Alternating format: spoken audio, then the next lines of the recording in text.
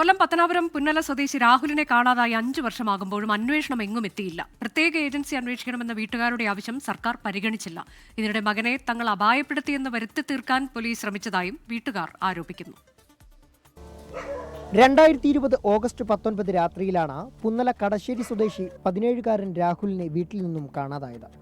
വൈകിട്ട് വന്ന് കുളിച്ച് ചോറുമൊക്കെ തിന്നിട്ട് പൈസ മേടിക്കാൻ പോകുന്നു പറഞ്ഞ് പോയിട്ട് രാത്രി 9:30 ആയപ്പോൾ ഇനി വന്ന് ചോറും തിന്നിട്ട് കിടക്കുന്നത് കണ്ടേച്ച് ഞങ്ങൾ അപ്പുറത്തൊരു ഷെഡ് ഉണ്ടായിരുന്നു. അതിന് രാവിലെ വെളുപ്പിനെ വന്ന് നോക്കിയപ്പോൾ ആളിനെ കാണുന്നില്ല. അന്വേഷിച്ച് എവിടെയാണെന്നൊന്നും എത്തുമുടിയില്ല. കൂട്ടുകാരോട് തിരക്കി, എല്ലാവരോടും തിരക്കി, പോകുന്നിടം മൊത്തവും തിരക്കി. കാട്ടിലും നാട്ടിലുമടക്കം അന്വേഷണം നടത്തി. യാതൊരു തുമ്പും കിട്ടിയില്ല. ക്രൈംബ്രാഞ്ച് അന്വേഷിക്കണമെന്ന ആവശ്യം പരിഗണിക്കപ്പെട്ടില്ല.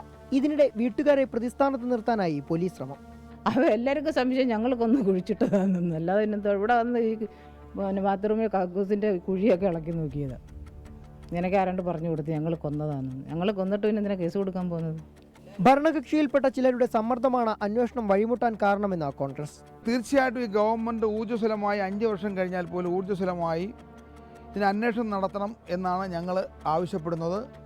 അല്ലെങ്കിൽ അതിശക്തമായ സമരപരിപാടികളുമായി രാഹുലിൻ്റെ തിരോധാനം ക്രൈംബ്രാഞ്ച് ഏറ്റെടുത്ത് അന്വേഷിക്കണം.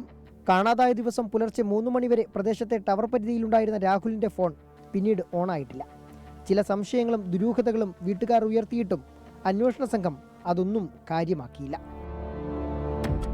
ഈ വീട്ടിനുള്ളിൽ ഉറങ്ങാൻ കിടന്ന രാഹുലിനെയാണ് ഒരു സുപ്രഭാതത്തിൽ കാണാതായത്.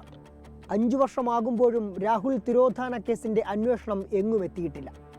ഇപ്പോഴും രാഹുൽ തിരിച്ചു വരുമെന്ന പ്രതീക്ഷയിലാണ് രാഹുലിന്റെ കുടുംബം. ക്യാമറമാൻ രാജ്കിരണിനൊപ്പം സുജിത് സുരേന്ദ്രൻ, 24 കൊട്ടാരക്കര. ലോകത്തെവിടെയായാലും ഏത് സമയത്തും 24 വാർത്തകളും ഓഗ്മെന്റഡ് റിയാലിറ്റി പാക്കേജുകളും എക്സ്പ്ലെയിനറുകളും വിശദമായി കാണാൻ ഞങ്ങളുടെ യൂട്യൂബ് ചാനൽ നിങ്ങൾക്ക് സബ്സ്ക്രൈബ് ചെയ്യാം.